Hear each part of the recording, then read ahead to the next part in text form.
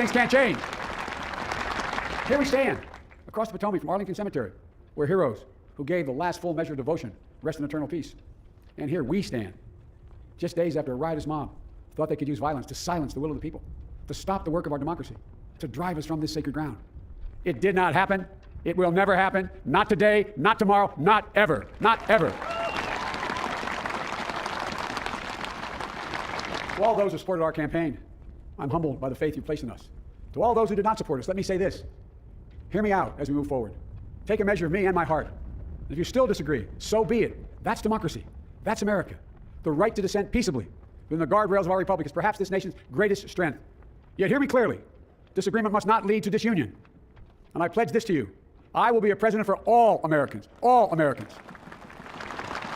And I promise you, I will fight as hard for those who did not support me as for those who did.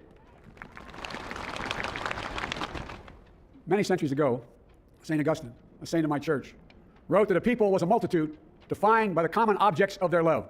Defined by the common objects of their love. What are the common objects we as Americans love that define us as Americans? I think we know. Opportunity, security, liberty, dignity, respect, honor, and yes, the truth. Recent weeks and months have taught us a painful lesson. There is truth and there are lies. Lies told for power and for profit. And each of us has a duty and a responsibility as citizens, as Americans, and especially as leaders. Leaders who have pledged to honor our Constitution and protect our nation, to defend the truth and defeat the lies. Look, I understand that many of my fellow Americans view the future with fear and trepidation. I understand they worry about their jobs. I understand, like my dad, they lay in bed at night staring at the ceiling, wondering, can I keep my health care? Can I pay my mortgage? Thinking about their families, about what comes next. I promise you, I get it. But the answer is not to turn inward, to retreat into competing factions, distrusting those who don't look like you, or worship the way you do, or don't get their news from the same sources you do.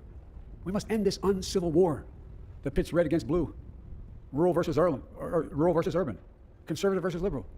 We can do this if we open our souls instead of hardening our hearts, if we show a little tolerance and humility, and if we're willing to stand in the other person's shoes, as my mom would say, just for a moment, stand in their shoes. Because here's the thing about life. There's no accounting for what fate will deal you. Some days, when you need a hand. There are other days when we're called to lend a hand. That's how it has to be. That's what we do for one another.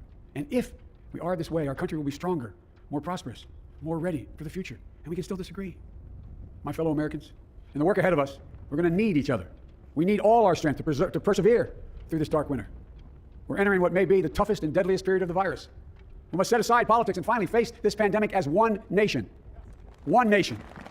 And I promise you this, as the Bible says, weeping may endure for a night, but joy cometh in the morning. We will get through this together. Together. Look, folks, all my colleagues I serve with in the House and the Senate up here, we all understand the world is watching all of us today. So here's my message to those beyond our borders. America has been tested, and we've come